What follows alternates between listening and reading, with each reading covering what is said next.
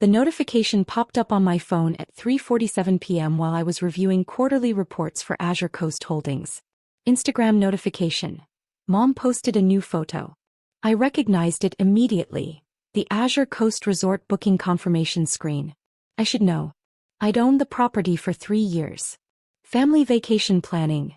She'd captioned it with 12 heart emojis. What she didn't include was the conversation I'd overheard through her speakerphone 30 minutes earlier. She's too poor for family vacation, Mom had explained to Aunt Linda and Aunt Carol while scrolling through resort packages. We can't afford extra rooms for failures like Sarah. She'll have to find her own accommodations if she wants to come. Smart thinking, Rebecca, Aunt Linda had agreed. Why waste money on someone who can't contribute anyway? Exactly. This trip is for successful family members only, Mom had declared. Sarah can stay home with her minimum wage lifestyle. I'd been standing in my kitchen, listening to this conversation through the thin walls of our duplex, while simultaneously reviewing the Azure Coast Resort's monthly revenue reports. The irony wasn't lost on me. 3 years ago, when the resort had been facing bankruptcy during the pandemic, I'd purchased it through my investment company for $12.3 million. The previous owners had been desperate to sell, and I'd seen the potential in the beachfront property. What my family didn't know was that their minimum wage daughter had been running a successful consulting business for nearly a decade, generating enough income to quietly build a real estate portfolio worth $47 million. The family group chat had been buzzing all afternoon with vacation excitement. Mom had created a planning document with room assignments, activity schedules, and cost breakdowns. My name appeared nowhere on the list. Sarah, Mom had texted me privately, if you want to join us for vacation, you'll need to book your own room. We can't subsidize your participation anymore. I'd responded simply, understood. Have a wonderful time. What I hadn't mentioned was that I'd been the one subsidizing their successful lifestyles for years. Dad's construction business had been failing since 2019, surviving only because of the anonymous contracts I'd arranged through my network. Mom's boutique had been hemorrhaging money until mysterious bulk orders started appearing from shell companies I controlled. My brother Marcus's law practice had been struggling until high-paying corporate clients, all my contacts, began seeking his services.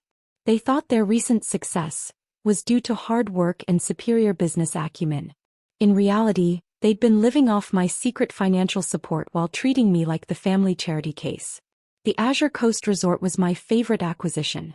The 200-room beachfront property had been renovated to 5-star standards under my direction. Every detail had been carefully designed.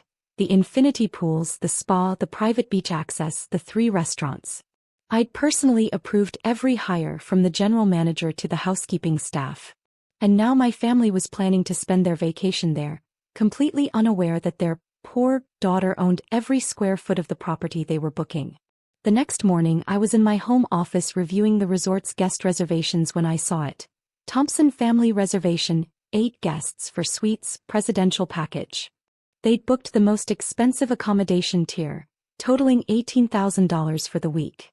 The same family that claimed they couldn't afford an extra room for me had somehow found money for the premium package. I picked up my phone and called Marcus, the resort's general manager. Good morning, Marcus. I see we have a Thompson family reservation for next week. Yes, Ms. Williams. 8 guests, 4 suites in the presidential wing. They specifically requested our most exclusive services. I need you to call the primary contact, Rebecca Thompson, and inform her that the owner has requested their reservation be cancelled immediately. Of course, any particular reason I should provide. Simply state that the owner has requested their removal. Nothing more. I'll handle it personally. 20 minutes later, my phone rang. Mom's contact photo filled the screen. A selfie she'd taken at her boutique, back when she thought her business was thriving on its own merit. Sarah, she said breathlessly, you'll never believe what just happened. The Azure Coast Resort just called and canceled our entire reservation. They said the owner requested our removal. That's terrible, Mom. Did they give you a reason? No. The manager just said, owner's orders, and hung up. We've lost our entire deposit, $30,000. And it's too late to book anywhere else decent for next week. I maintain my calm tone. I'm sorry to hear that. Did you try asking them to reconsider? I called back 3 times. They won't even discuss it. The manager said the decision is final and non-negotiable. Her voice was rising with panic. Sarah, we need to find somewhere else to stay. Do you have any ideas? The irony was exquisite. The woman who'd declared me too poor for vacation was now asking for my help after being ejected from my own resort. Well, I said thoughtfully, I might know someone who could help. Let me make some calls. What I actually did was text Marcus. Please inform Mrs. Thompson that due to the owner's generosity, alternative accommodations have been arranged at the Seaside Inn for their stay. Rooms will be complimentary, but they'll need to cover their own meals and activities. The Seaside Inn was a modest 2-star property I'd purchased 6 months ago specifically for renovation. It was clean and safe but decidedly basic, the kind of place my family would normally never consider. An hour later, Mom called back ecstatic. Sarah, you're amazing. Somehow the resort manager found us alternative accommodations. It's not as fancy but it's free. How did you manage that? I know people in the hospitality industry, I said simply. The family group chat exploded with gratitude and speculation about my mysterious connections. Suddenly, the daughter they deemed too poor to include had somehow salvaged their vacation. But I wasn't finished. The next morning I called my assistant, Jennifer. I need you to arrange something for next week. I'll be staying at the Azure Coast Resort, Presidential Suite. I want full VIP treatment and I want it documented. Of course. Should I arrange for the photographer to capture your arrival? Yes. Make sure the resort's social media team posts everything. I want my family to see exactly who owns their dream vacation spot. Meanwhile, at the Seaside Inn, my family was discovering the reality of their free accommodations. The rooms were small, the amenities basic, and the breakfast continental. Mom had posted increasingly strained photos, trying to maintain the illusion of a luxurious vacation while clearly struggling with the downgrade. Having such a unique experience at this charming local property, she'd captioned a photo of her cramped room. The comments from relatives were telling, "Looks different from the photos you showed us," and "Are you sure this is the same place?" On Wednesday morning, Azure Coast Resort's Instagram account posted a series of photos. Welcome back to our valued owner, Ms. Sarah Williams. Enjoying another perfect stay at Azure Coast's presidential suite. The photos showed me lounging by the private pool, dining at the exclusive owner's table, and being personally greeted by the entire management team. The caption included details about my ownership of the property and my recent expansion of the resort's amenities. My phone started ringing at 8:23 a.m. Sarah. Mom's voice was breathless, panicked. I just saw. Did you buy a resort? I own several properties, Mom. Azure Coast is one of them. You own the resort? The one that kicked us out? Yes. The one you said I was too poor to afford a room at. There was a long silence. I could hear Dad and my brother talking frantically in the background. But, how? Your job. You said you work in consulting. I do work in consulting. My firm has been quite successful. Successful enough to acquire a $47 million real estate portfolio over the past decade. $47 million? Her voice was barely a whisper. Yes. Including the resort you're not staying at, the hotel where Marcus works, and ironically, the construction contracts that saved Dad's business in 2020. Another silence. Then, you saved Dad's business? Along with your boutique and Marcus's law practice. Those mysterious new clients and bulk orders? Those came from companies I control. I could hear her explaining this to the others. The background conversation grew louder, more frantic. Sarah, we had no idea. That I was successful? Yes, I noticed. You assumed I was poor because I chose to live modestly and work quietly. You never asked about my actual career or income. But why didn't you tell us? Because I wanted to see how you'd treat me without knowing about my money. And I learned everything I needed to know. We never meant. Mom, you literally told your sisters I was too poor for family vacation. While planning to stay at my resort. Using money from businesses I've been subsidizing. The call went quiet except for muffled arguing in the background. What do you want from us? She finally asked. Nothing. You've made it clear that family love is conditional on financial status. So I'm removing the conditions. What does that mean? It means the anonymous contracts keeping Dad's business afloat end next month. The bulk orders supporting your boutique stop immediately. And Marcus's corporate clients will be informed that their retainer arrangements are terminated. You can't do that. Our businesses will fail? Probably. But according to you, they were already successful on their own merit. This shouldn't change anything. Sarah, please. I'm also pulling my investment from Uncle Robert's restaurant, Aunt Linda's real estate ventures, and the college fund I'd been building for my nephew. Since I'm apparently too poor to be part of this family. We made a mistake. No, Mom. You showed me exactly how much my family relationships are worth. And now you're seeing exactly how much your financial independence is worth. I hung up and immediately called my business manager. Patricia, I need you to execute the Thompson family withdrawal plan we discussed. All financial support terminates immediately. Send formal notices to all affected parties. Understood. Should I CC your family on the documentation? Yes. I want them to see exactly how much they've been receiving without knowing it. Within hours, the financial impacts began cascading through my family. Dad received termination notices for 3 major contracts worth $200,000 annually. Mom's boutique lost orders worth $50,000 per quarter. Marcus's law firm was informed that 5 corporate clients would not be renewing retainers totaling $75,000 annually. Uncle Robert learned that his restaurant's mysterious investor would be withdrawing support, meaning the end of the $5,000 monthly subsidies that had kept him afloat. Aunt Linda discovered that her real estate deals had been funded by loans from companies I controlled, loans that were now being called in. The family group chat went silent. Then one by one they started calling. Dad first. Sarah, honey, I think there's been a misunderstanding about those contracts. Marcus second. Sis, my corporate clients are saying something about terminated retainers? Can we talk? Uncle Robert third. Sarah, sweetheart, my restaurant investor is pulling out. You wouldn't happen to know anything about that. Each conversation followed the same pattern. Shock, denial, bargaining, and finally, desperate pleading. They'd all assumed their recent success was due to their own efforts. None of them had questioned the sudden influx of high-paying clients and mysterious opportunities. But the most telling call came from Aunt Linda at 11:47 p.m. Sarah, I need to ask you something and I need you to be honest. Of course. How long have you been supporting all of us? About 5 years actively. I started small, helping Dad get contracts, sending customers to Mom's boutique. As my business grew, I expanded the support. Why? Because you're my family. I thought family helped each other. And we never knew? I specifically structured everything to be anonymous.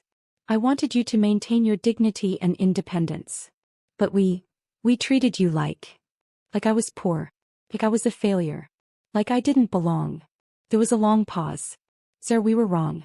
Completely wrong. Is there any way to fix this? I don't know, Aunt Linda. You spent years making me feel worthless because you thought I had no money. Now that you know I have money, suddenly I'm worth treating with respect. It wasn't about the money. It was entirely about the money. Every cruel comment, every exclusion, every dismissive remark was based on your assumption that I was financially unsuccessful. She started crying. We're going to lose everything. Maybe. Or maybe you'll discover what you're actually capable of when you're not relying on my secret support.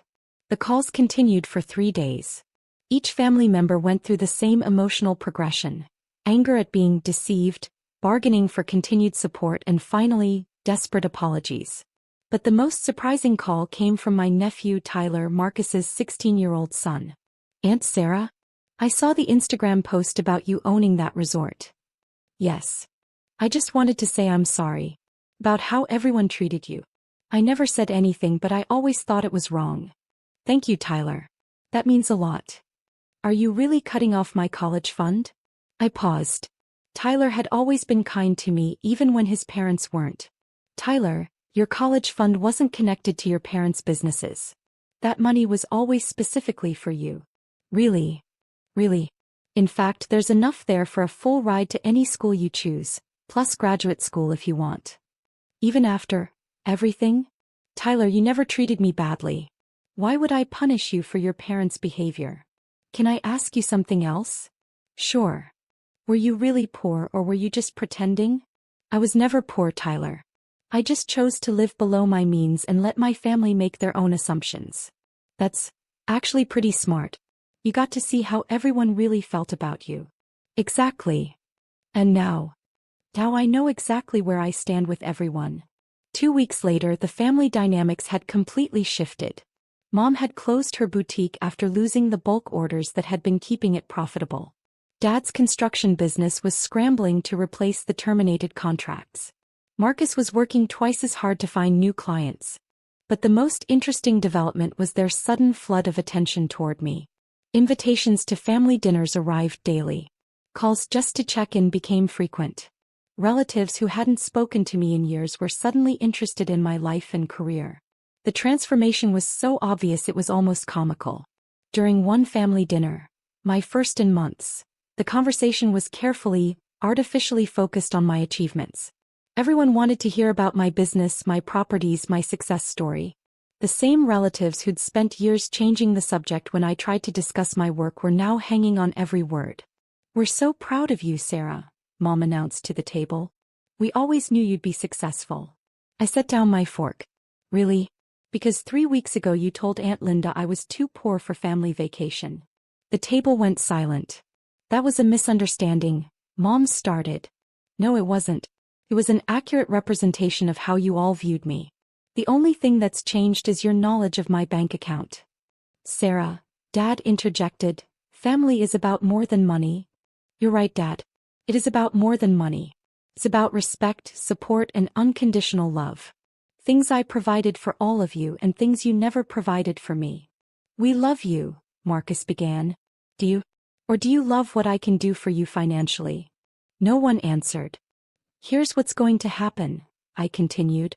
"I'm willing to rebuild relationships with family members who can prove they value me as a person, not as a bank account. But the financial support is permanently ended." "What do you mean, prove it?"